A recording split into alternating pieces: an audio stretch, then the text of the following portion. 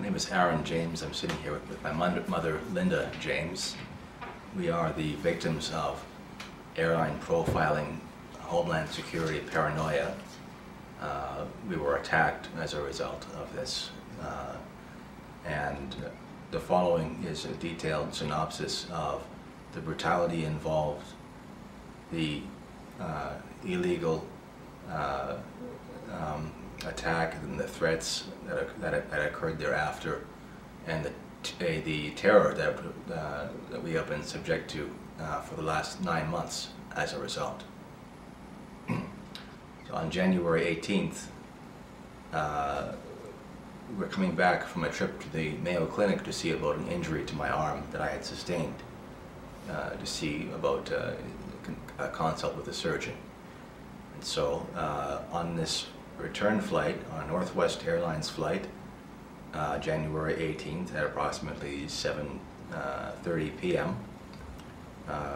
We boarded this flight, and again we were profiled and we were subject to a great deal of hostility, which I'll get into shortly, but the end result is that we were also attacked due to this homeland security overzealous paranoia, which we've also associated with racial bigotry and discrimination.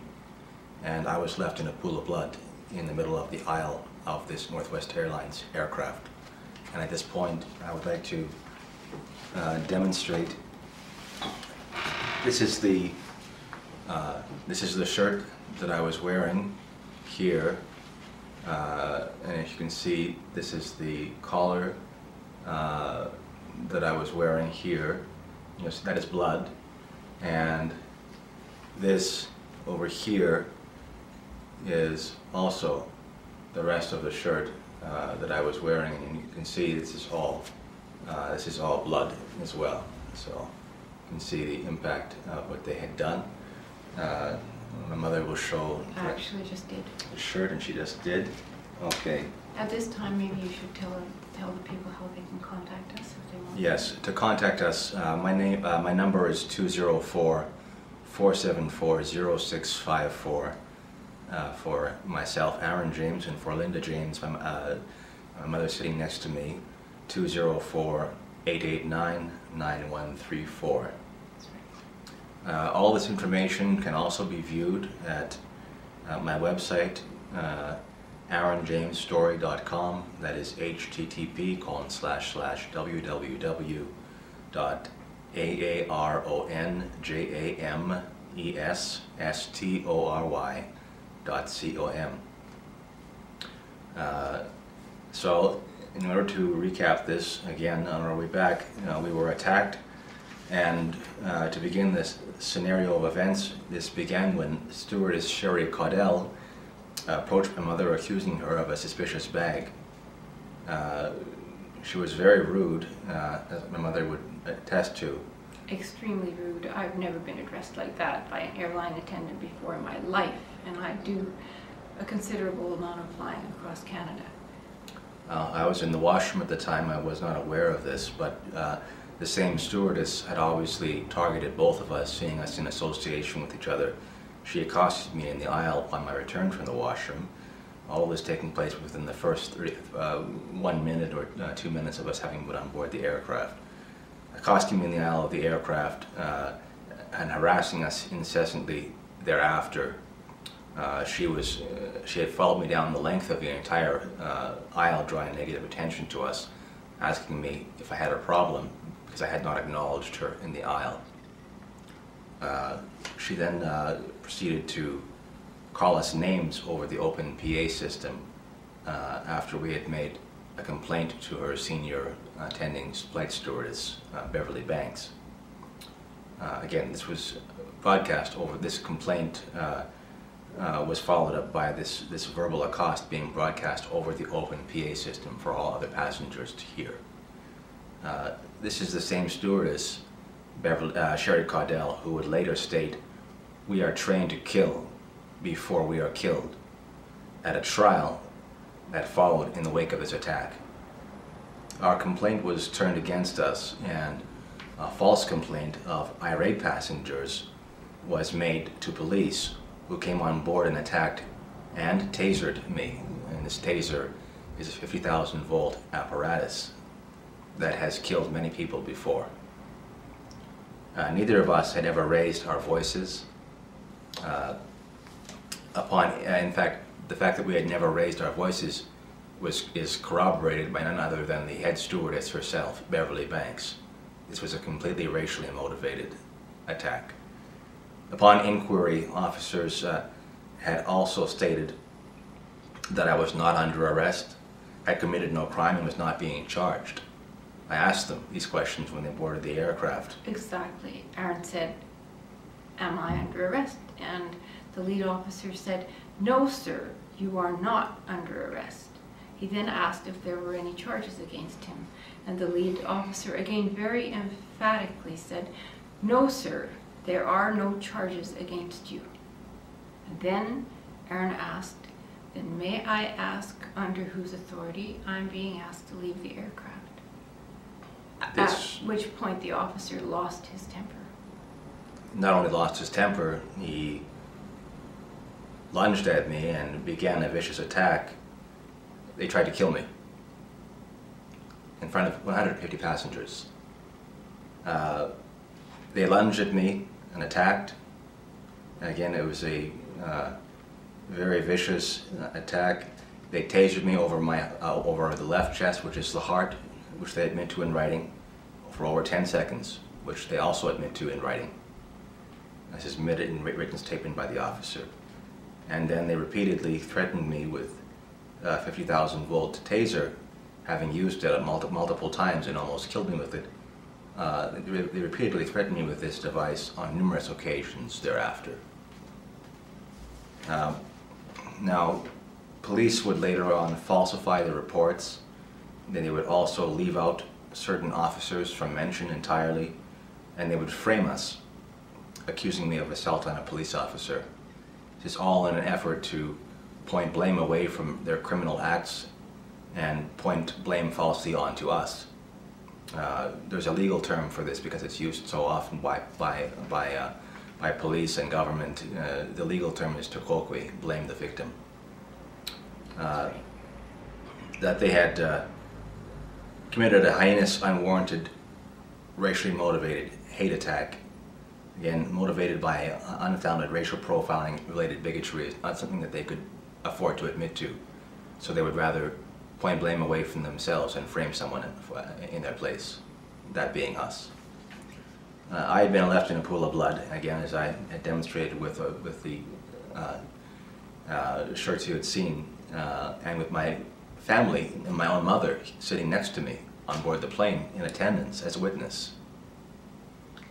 When I identified myself to the officers after they stopped assaulting Aaron and were going to remove him from the plane, when they realized that a family member had witnessed their assault, they were absolutely horrified.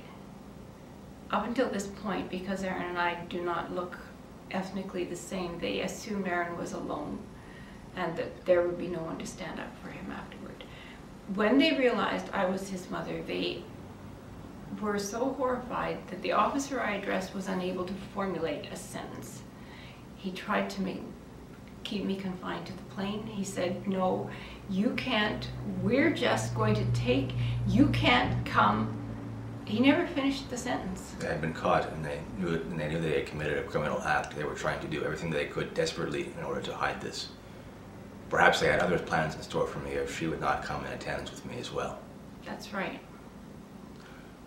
Officers used the fact in framing us, and framing me, that one of them had been injured while the 5 of them lunged to tackle me to the ground, yet hid the fact that this injury was not of my doing. What had happened, we later learned that 2 of the officers had mutually collided while attacking me, and this resulted in Officer Hort's injury, Officer Hort being the officer who they have falsely claiming that I injured. Again, this is the crux of their lies and deceptions.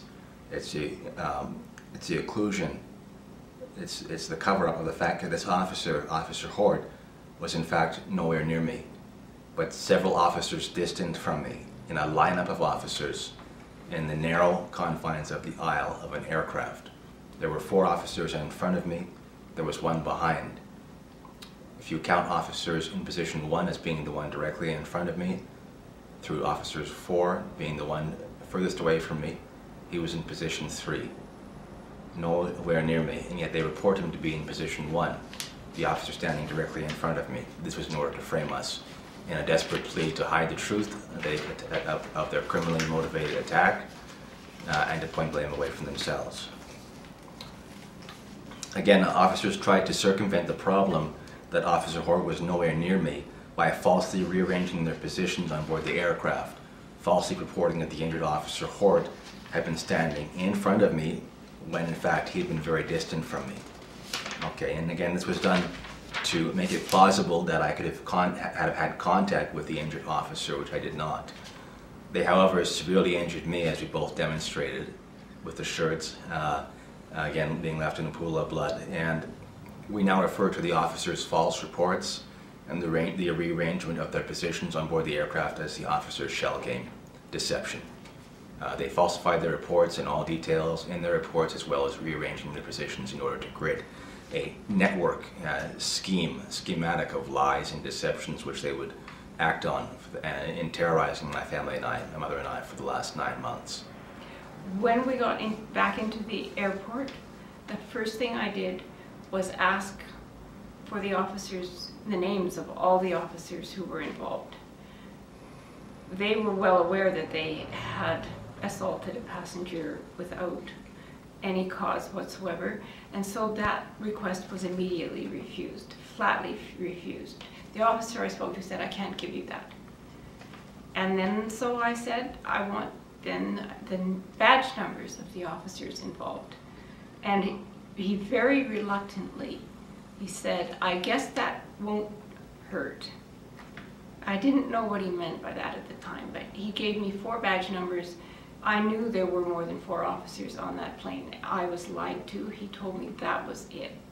In order for them to create their fabricated account of officer positions and falsified reports, it was necessary to remove one of the officers because his position had already been taken. That officer had put in a false report under someone else's name, and so he had to be removed from the picture entirely. It's part of their fabricated account and web of lies that they spun. Also, in fact, that officer was probably not considered trustworthy by the rest of the group in that he wouldn't necessarily go along with all their lies. He was the only minority amongst them. Exactly. So they wanted him left out so that he wouldn't complicate things. A plethora of evidence supports the fact that we are innocent and points to their lies. Very quickly underscore that taser serial reports, again, reports of the use of these taser weapons submitted by Officer Hort, links Officer Hort to one of the 2 officers at the back of the lineup most distant from me, who had tasers on their person and who drew those tasers to be passed up to the front and to be used.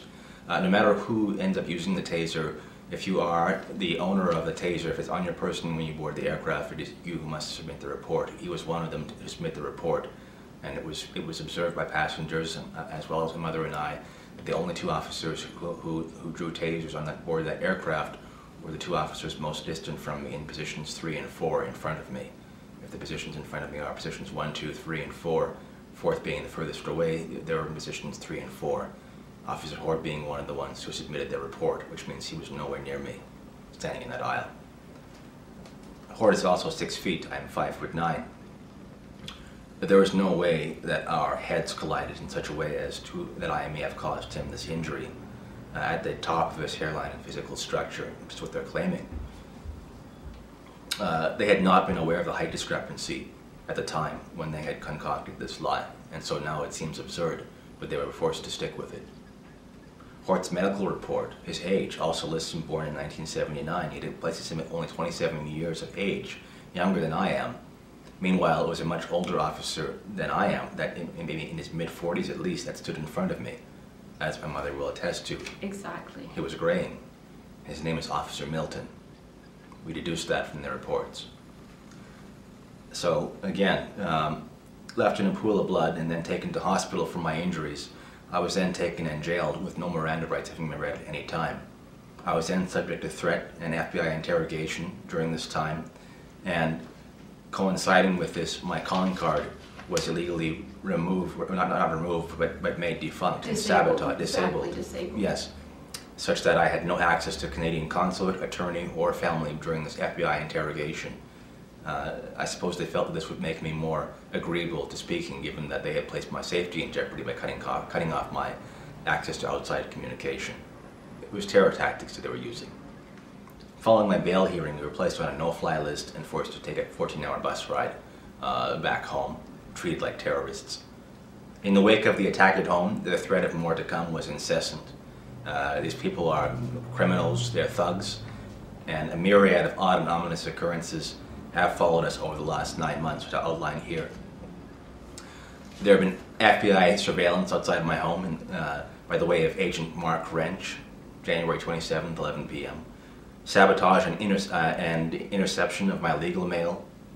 Now, I'm just going to quickly show what I mean by this. I received my mail in the condition that you see it here. That was registered mail. That was registered mail. And if you see it here, it has been ripped open in two, and it had arrived just as you see it here, in a sealed plastic envelope labeled "We apologize for this incident" by Canada Post. We apologize for this incident. So again, this is in conjunction with having seen FBI directly outside my home late at night. They had obviously had a very vested interest in knowing not only my address, which I had to fill in, but exactly where to find me, where I lived. Don't forget to mention that the mail, the contents were removed, yes, stolen. The contents in that envelope are missing. That's a legal envelope sent to me by an African Canadian legal clinic, and the contents were removed. My phone line is tapped.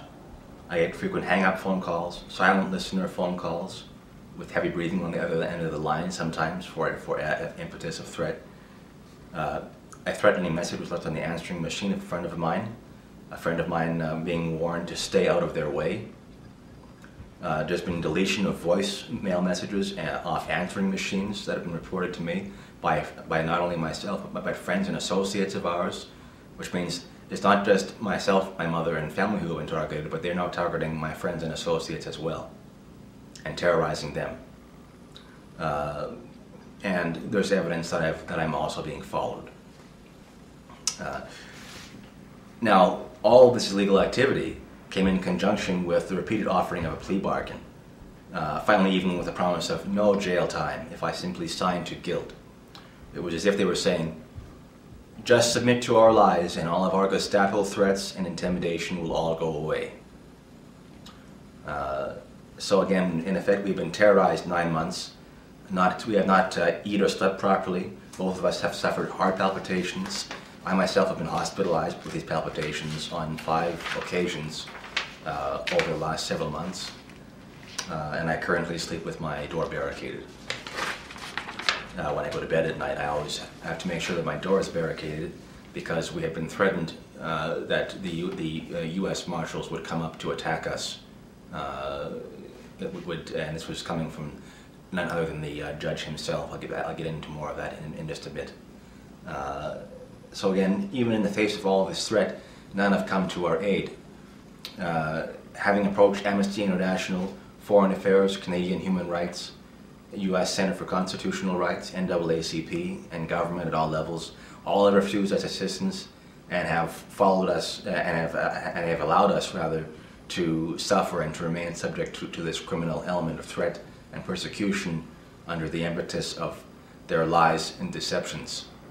Again, one lie that they're using to terrorize us illegally for the last 9 months.